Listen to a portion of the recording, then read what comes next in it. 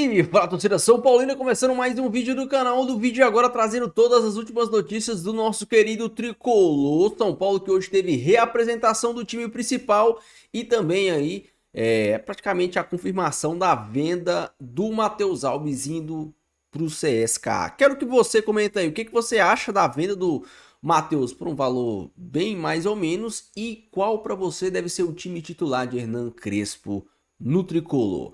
Antes de mais nada, já sabe disso, aí embaixo deixe seu like, ative o sininho de notificações e se inscreva no canal, um vídeo todos os dias para vocês curtirem. Simbora assistir o vídeo junto, no final eu volto, a gente vai falar muito do São Paulo. Créditos e direitos autorais deixa na descrição, sem mais enrolação, simbora pro vídeo. Os trabalhos do Tricolor. Boa noite, Mar. Teve muita novidade por aí. Tem novidade sim, Michele. Boa noite para você e para todos que nos acompanham nessa quinta-feira. A gente está aqui em frente ao CT da Barra Funda. Vou pedir para o Márcio Gabriel mostrar um pouquinho como é que está a movimentação por aqui. Trânsito está tranquilo, quinta-feira, quase 7 da noite, aqui em frente ao CT da Barra Funda, onde o elenco do São Paulo se reapresentou hoje. Teve aquele primeiro contato oficial com o técnico Hernan Crespo, antes das atividades, das avaliações físicas e tudo mais.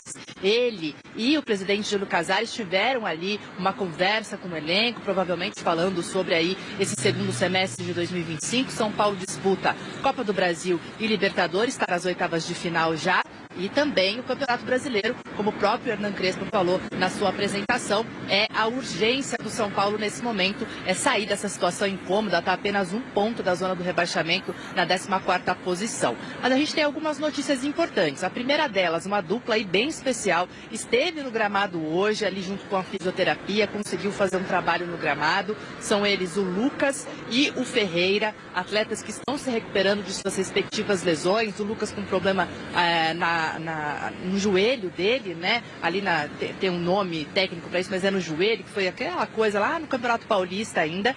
E também o Ferreira, que com um problema na face plantar do pé esquerdo, também está fora de campo aí desde meio de maio. Então esses dois atletas foram hoje ao gramado para dar continuidade na sua preparação física, enfim, para estar cada vez mais próximo desse retorno ao São Paulo. Agora, durante o nosso programa, gente, eu consegui confirmar a informação que inicialmente foi veiculada pelo GE.com, de que Matheus Alves, o jovem aí de 20 anos, jovem meia do São Paulo, que veio de Cotia, estava jogando aí no profissional de São Paulo, fez alguns jogos com o Luiz Subeldia, não se reapresentou hoje, justamente porque foi liberado pelo clube, ele que está em negociações avançadas com o CSKA da Rússia. Deve, então, estar aí muito próximo, de fato, de fechar esse negócio. A gente sabe que o São Paulo passa por um momento bastante conturbado financeiramente, sabe que alguns atletas devem ser vendidos, principalmente esses jovens, um deles, Matheus Alves, então, que não se reapresentou hoje com liberação da diretoria do clube por conta dessas tratativas, dessas negociações avançadas. Tá certo, gente? Então esse foi o dia do São Paulo, que amanhã retorna aqui ao CT para dar continuidade à sua preparação. Até! Obrigada, Mar. O que vocês acharam aí? O Matheus Alves não se apresentou e tudo mais. O São Paulo, como a Marina disse aí, né, tem uma situação financeira complicada, então acaba tendo que vender mesmo algum ativo, algum jovem da base. Sobrou para o Matheus Alves, sobrou entre aspas. Vai ter que vender o atleta para fazer caixa, para fazer dinheiro, para se manter basicamente saudável financeiramente, e nem isso, para pagar um pouquinho das contas ali. Então, o São Paulo acaba perdendo aí um jogador importante. E vamos ver como é que o Crespo vai trabalhar. O Saci está aparecendo por aqui. Sim. É o Saci? Era assim, Saci? Ficava olhando assim, ó. Para, Michel. A última rodada do Paulistão. Assim, eu acho que ele vai se adaptar muito ao que ele tiver nas mãos no momento. Eu acho que a gente não pode perder de vista um aspecto que pode ser fundamental nessa montagem, Léo. Para jogar com 3 zagueiros e alas, você precisa de jogadores que tenham ali uma potência para atacar nos corredores, né?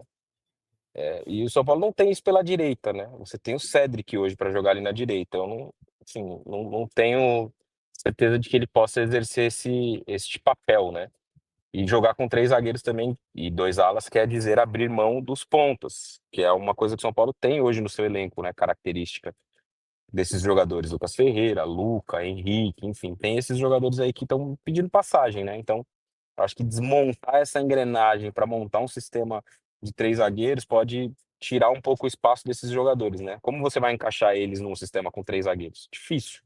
Lucas Ferreira como segundo atacante, Luca como segundo atacante, acho que você perde o melhor deles. É o drible, a jogada individual a partir do lado do campo. Então, não sei de verdade. E essa também não é mais uma coisa inegociável nos times do Crespo, né? Pelo menos no Al Ain não foi. No Al Ain ele não jogou com 3 zagueiros, jogava com linha de 4. Então, não sei se no São Paulo isso vai ser uma, entre aspas, obrigatoriedade de jogar No com três Catar também. zagueiros. Eu acho No Catar que ele isso também não usou a linha de 4, né? Defensiva. é no Aldo Raio.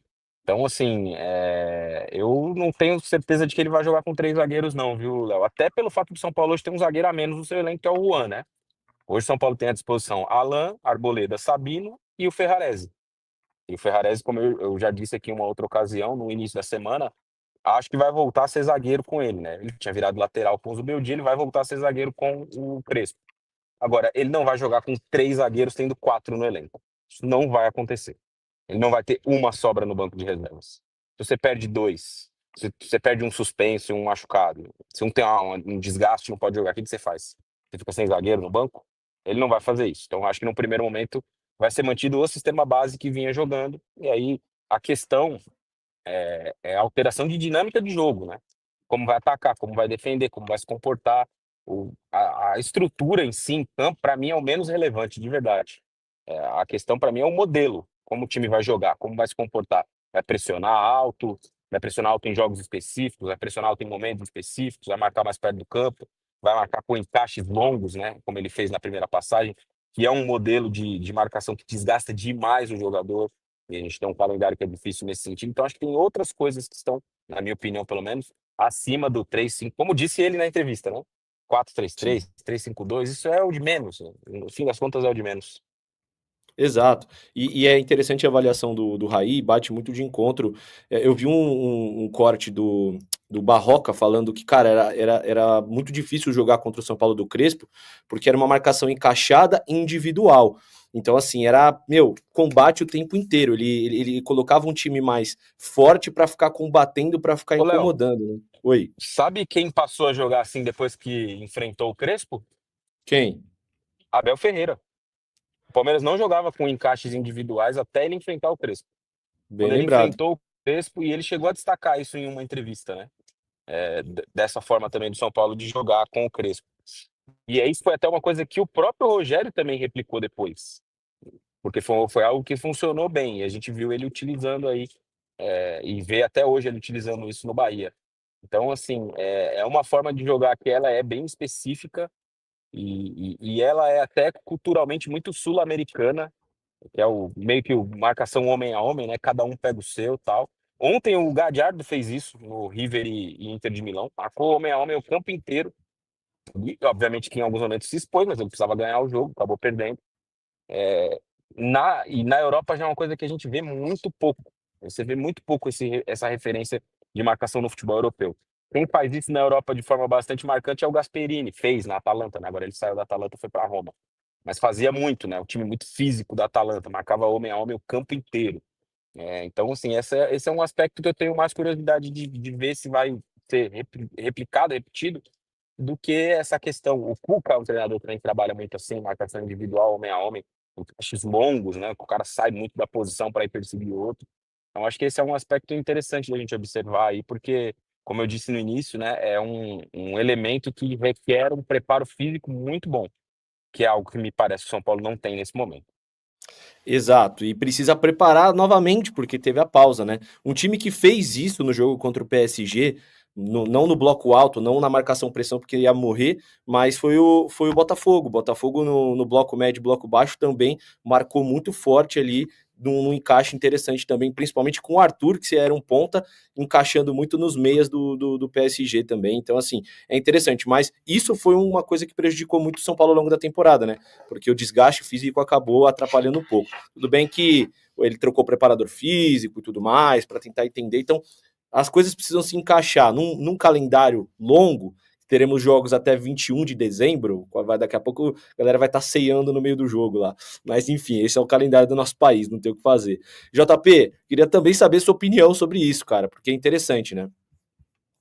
Me parece que o Crespo, depois que ele sai do São Paulo, ele aprende algumas coisas e observa alguns erros que ele cometeu, e um desses erros talvez tenha sido se prender muito ao esquema com 3 zagueiros, e ele, tanto que no trabalho no Catar e também lá nos Emirados Árabes, né, no Al Ain, ele muda esse sistema de jogo, mas ele continua sendo muito agressivo no ataque, né? E não é um agressivo de bater, né? É agressivo de gostar muito do ataque, tanto que os times do Crespo, às vezes, dependendo do jogo, às vezes levam um pouco mais de gols, né? É um time que fica um pouquinho mais exposto em determinados momentos por conta dessa agressividade no ataque, lógico que é um estilo de jogo que exige muito da parte física, né? E ele gosta também de um ataque com superioridade numérica, então ele encurrala o adversário utilizando da superioridade numérica no campo defensivo do adversário, e naturalmente se o adversário consegue roubar a bola, ele tem menos jogadores defendendo, então naturalmente a gente vai ver muito disso aí no São Paulo. Vamos ver como que ele vai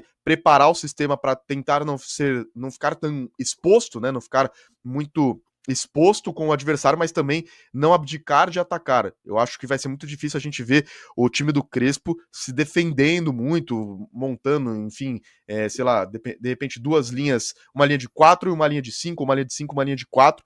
Acho que ele não vai defender tanto na marcação zonal, como o Raí também estava falando sobre essa questão da marcação individual, mas ele vai ter que tentar dosar essa parte física também, tanto que ele troca a comissão técnica dele, né, os preparadores físicos, o preparador físico e o analista de desempenho, que era pai e filho, né, eles saem da comissão do Crespo, o Crespo tem outro preparador físico hoje na sua comissão, quem continuou em relação a 2021 foram Nepote, que é o preparador de goleiro, né, preparador de goleiros, e também o Juan Branda, que é o auxiliar direto do Crespo. É o Maxi Cubeiras do Crespo, né?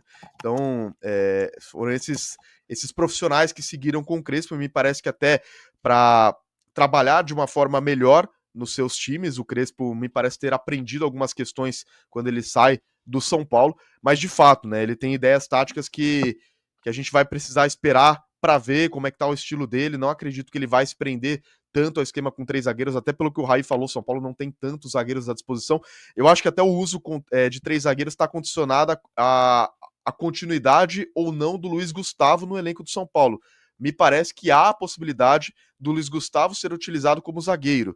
Eu acho que isso é algo que pode vir a acontecer, até porque o São Paulo tem só o Sabino como zagueiro canhoto, então de repente o Luiz Gustavo pode ser utilizado nessa função, mas isso é tudo muito embrionário, a gente ainda não tem muito a certeza do trabalho do Crespo, de como que vai ser aqui. Eu acho que o que o Raí falou é verdade, nesse primeiro momento ele vai manter a estrutura tática do jeito que estava, praticamente igual. Acho que vai utilizar ainda os pontas, vai utilizar o Luca, vai utilizar o Lucas Ferreira, talvez o próprio Henrique Carmo, e aí sim a gente vai ver, e ele também vai se adaptando ao atual elenco para ver o que ele pode fazer, o que ele não pode fazer. E acho que tinha uma coisa em 2021, ele tinha um elenco curto, não tinha um elenco tão qualificado, mas ele tinha alguns caras coringas, né? Ele tinha alguns jogadores que faziam várias funções dentro do jogo. Gabriel Sara era um deles, o próprio Igor Gomes era um jogador que era sempre utilizado com o Crespo porque fazia muitas funções. Pra vocês terem ideia, no último jogo do Crespo, na última escalação inicial dele, o Igor Gomes foi escalado como lateral direito, que não é a função que ele faz. Então ele tinha alguns caras que faziam mais de uma função, às vezes mais de 2 funções, e isso ajudava também a montagem do sistema tático dele. Então vamos ver com esse elenco que não tem tantas peças coringas assim, o que ele vai montar.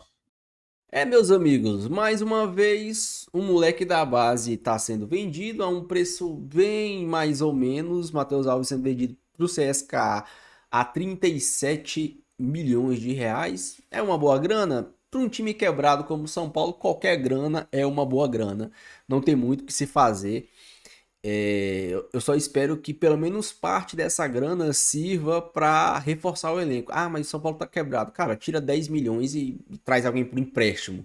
Tira 10 milhões e traz alguém da Série B. Tira 10 milhões e compra alguém aqui no um sul-americano aqui. Você não precisa ir na Europa comprar alguém. Com 10 milhões você vai ali no Uruguai, vai ali na Argentina, vai ali no Paraguai e você consegue trazer minimamente alguém com um pouco de qualidade técnica. Não é possível. Se não, cara, fecha as portas. Sinceramente, porque você ficar vendendo essa molecada a um preço tão irrisório é complicado. Mas infelizmente o atual momento do São Paulo é esse. O que chegarem a oferecer, o São Paulo vai vender, porque é um time completamente quebrado, com uma direção completamente amadora. Os caras não fazem a mínima ideia do que estão fazendo no São Paulo. O Júlio Casares, ele tem acertos e tem erros, mas não conseguiu fazer o que ele prometeu, que era diminuir a dívida do São Paulo. Muito pelo contrário, ele aumentou. Tem muita gente que julga o Casares é o pior presidente. Nós tivemos piores, o Leco e o Aidar foram sim piores que o Casares. O Casares, ele tem acertos, tem erros, mas também tem acertos que devem ser pontuados. As outras gestões tiveram muito mais erros do que acertos. Mas não dá pra passar pano pra esse tipo de coisa, né? O Casares realmente tá literalmente dando os moleques da base por valores irrisórios vendendo a preço de banana. É uma pena, um menino que pra mim tinha potencial, uma posição que é muito rara no futebol brasileiro hoje, sabe? Esse meia dinâmico. A gente já não tem meia clássico, né? Aquele meia o 10. Hoje ter um meia dinâmico é mais raro ainda. Ele era esse meio dinâmico, podia jogar centralizado, podia jogar pela direita, podia jogar pela esquerda, um moleque que podia jogar, fazer várias funções ali. Uma pena, infelizmente, tá indo pro CSKA Moscou. O São Paulo, que teve a volta do Lucas, Ferreirinha, Oscar tá de volta também. O São Paulo tá tendo de volta os principais jogadores e vai ficar na conta do Crespo montar esse time titular. Eu, ontem, trouxe um vídeo aqui falando que o Crespo poderia utilizar entre várias formações a formação com um quarteto, né, trazendo o Oscar do meio de campo, Ferreirinha do lado, o Lucas do outro e o Dineno de centroavante. Hoje, eu queria falar com vocês sobre não só o sistema de 3 zagueiros, mas no 4-4-2, com o Lucas atuando como segundo atacante. O São Paulo sem pontas. O São Paulo que tenha o Lucas como peça-chave de flutuação para correr e jogar por onde ele quiser, e o Oscar sendo protegido por 3 volantes. Né? Jogar com o famoso losango, mais ou menos como o Corinthians joga, ou como o Flamengo do Dorival jogava. Por sinal, o Dorival também é o técnico do Corinthians, né? Com os atuais, ou se a gente for olhar o elenco do São Paulo, a gente tem Alisson, Pablo Maia, Bobadilha, o Marcos Antônio e o menino da base, o Negruti. Você tem lá 5 volantes. Primeiro volante mesmo, só o Pablo Maia. Os outros são segundos volantes, até bons volantes, por sinal, o Marcos Antônio mais técnico deles, o Alisson também para mim é um excelente achado, um bom volante. Esse sistema pode ser utilizado. Um sistema com 3 volantes. Joga com a linha de 4, 3 volantes para proteger o Oscar, deixar o Oscar literalmente protegido. 3 caras para marcar atrás dele. E ter a liberdade de Lucas, Oscar e Dineno.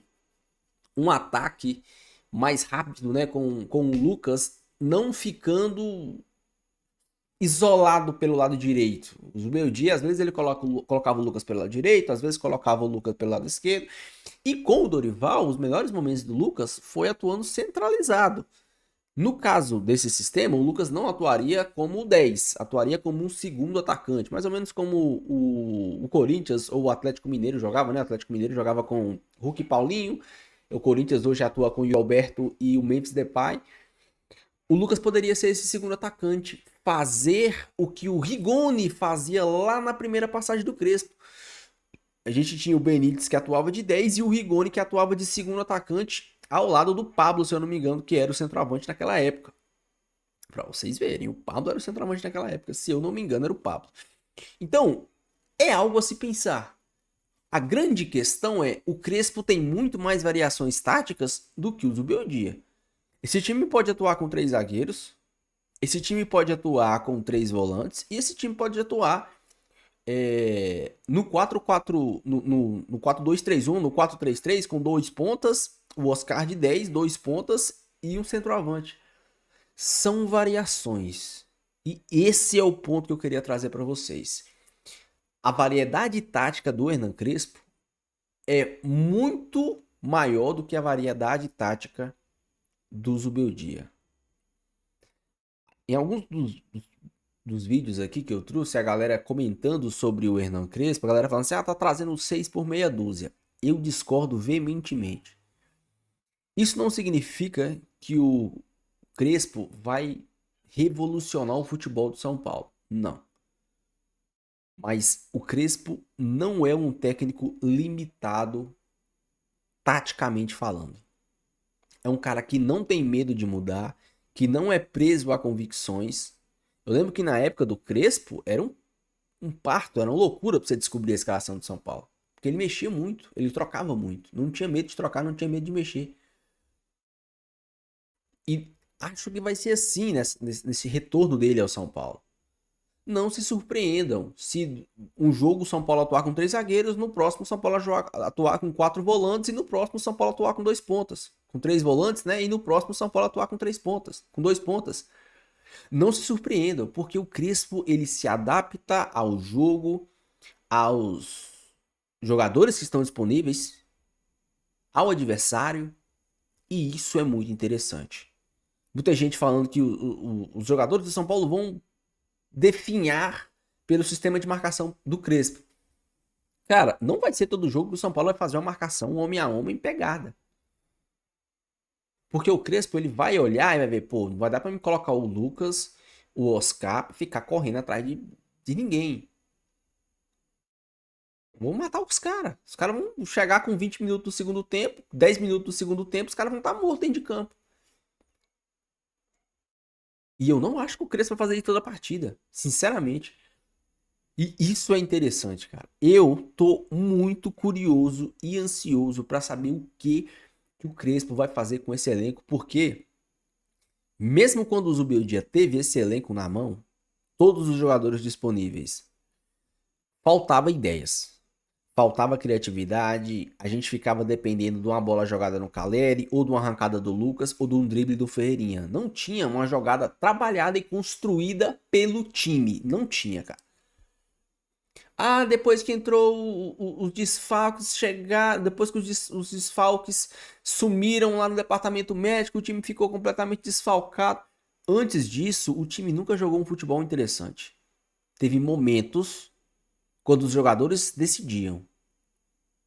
O time do ano passado, sim, era um time que tinha um padrão. O time do Crespo do ano passado tinha um padrão. O time do Zubeldia ano passado tinha um padrão. O time desse ano não. O time desse ano não tem um padrão. Infelizmente. E agora, a gente tem que torcer pro Crespo dar um padrão de jogo para esse time. E eu espero que ele consiga. Porque o que ele vai ter lá não é o primor. A gente sabe que o elenco do São Paulo é um elenco limitado. Mas dá pra fazer jogar um pouco de futebol. Só um pouco. Não precisa amassar o Flamengo, o Botafogo. Mas precisa pelo menos ganhar do Vasco. Ganhar do Cuiabá. Ganhar do Vitória. Ganhar do Juventude. Ganhar do Criciúma. Ganhar do Fortaleza em casa. Ganhar do Vasco. Deixa a sua opinião, deixa o seu comentário. Não esqueça de deixar o seu like e se inscrever no canal. Beleza? Fique com Deus até o próximo vídeo. E valeu.